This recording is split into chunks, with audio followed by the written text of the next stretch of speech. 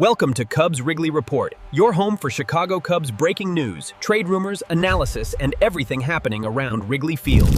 Fan, answer this honestly. What matters more for the Cubs stretch run? A cheap, controllable bullpen arm who can be under team control for several seasons, or an established slugger ready for October, but expensive and only under contract for a few months? That seemingly simple technical question is exactly what was behind a quiet move that almost changed the Wrigley Field roster in the final days before the trade deadline, and one the front office tried to handle away from the cameras without publicly confirming anything so far.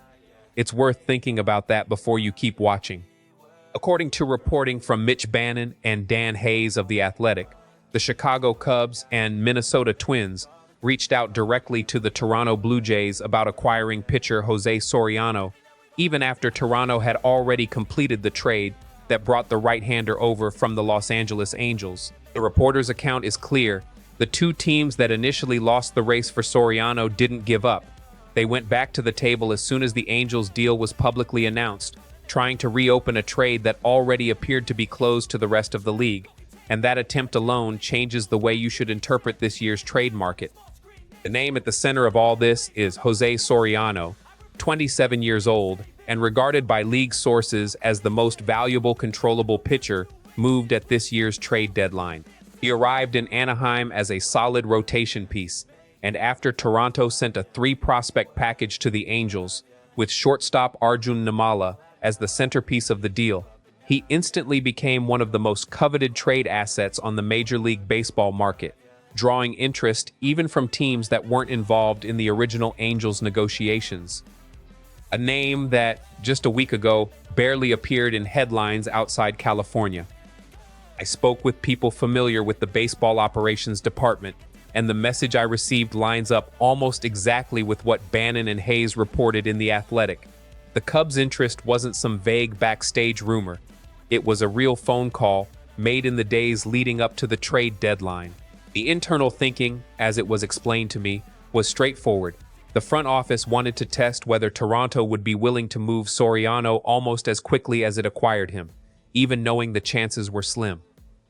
The response, according to the reporters themselves, was simply that the Jays listened, without making any real commitment to move forward with a deal. That's the kind of detail that separates a rumor from an actual front office move. The financial detail here explains everything. Soriano is still under contract control for multiple seasons, making him a rare asset at the trade deadline. Low cost, high upside, and no immediate pressure to negotiate an extension over the next few years. For Toronto, holding on to that piece immediately after giving up three prospects from its system, including its top name, Arjun Nimala, is a multi-year planning decision, not something driven by short-term market exposure.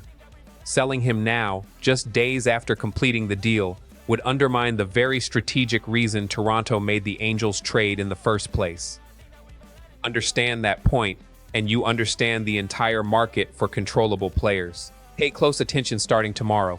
If Toronto shows any willingness to discuss Soriano during the offseason, the Cubs will immediately be back in the race, along with the Minnesota Twins and potentially other teams that haven't been publicly identified yet. Fans need to monitor not today's headline, but the quiet conversations happening over the next few weeks.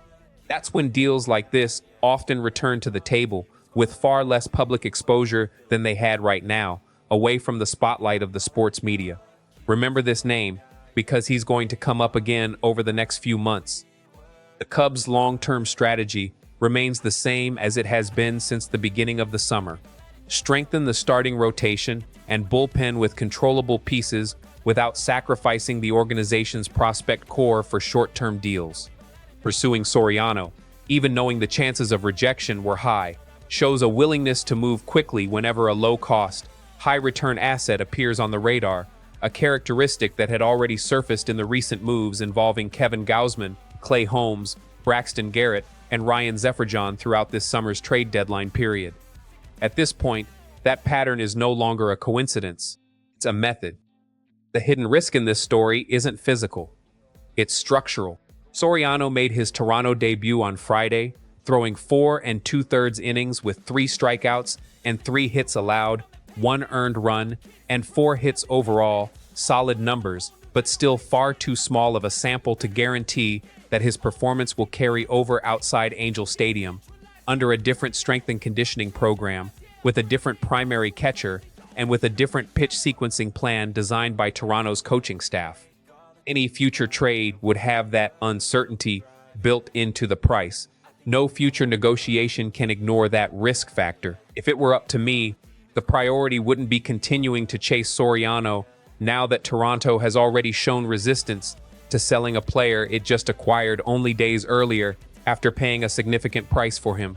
I would immediately redirect the scouting effort toward monitoring Reed Detmers and Zach Neto, the other 2 names who, according to Bannon and Hayes, also received calls from multiple clubs in the days leading up to the deadline, players with a similar level of contractual control to Soriano, but without the baggage of a recent trade and a public refusal from the selling club.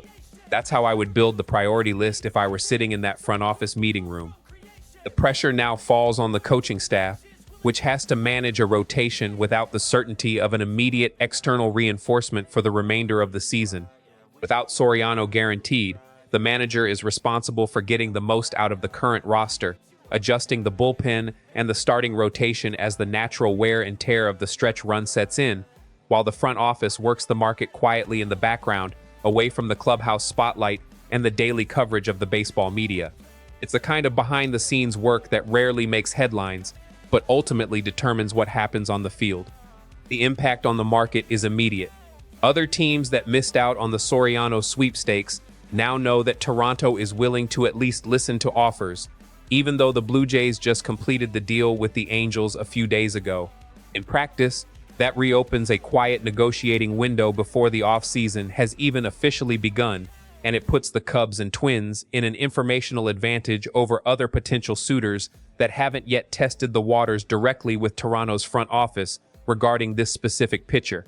That kind of information advantage can be worth its weight in gold in January and February. In my view, the Cubs didn't make a mistake by calling Toronto. They made the mistake of arriving too late to the original Angels race, when Soriano was still available without the added value that comes from already changing uniforms. The front office correctly identified Soriano as the best controllable pitcher available at the deadline, but allowed Toronto to get ahead of them with the more aggressive prospect package, with Arjun Nimala as the centerpiece of the completed deal. Reacting after the fact is a legitimate strategy and shows ambition, but it should never have been the primary plan for a front office that claims to be proactive in the market, and that is exactly the kind of mistake that separates a contender from a spectator once the offseason begins. So here's the bottom line. Jose Soriano remains a Toronto Blue Jays pitcher, coming off a successful debut on Friday with numbers that immediately have the Canadian fan base excited. The Cubs and Twins tried to reverse the deal and couldn't get it done, but they made it clear to the entire market that they're willing to move quickly when a quality controllable asset becomes available, even if that player already belongs to another club. According to the sources cited by Bannon and Hayes, the door to a future deal isn't closed. It's simply been pushed back until after the official deadline. Remember that summary because it could become relevant again very soon. Bleacher bums, if you made it this far, you already understand that this story isn't over. It's simply been paused until the next negotiating window opens. Share this video right now with another Northside fan.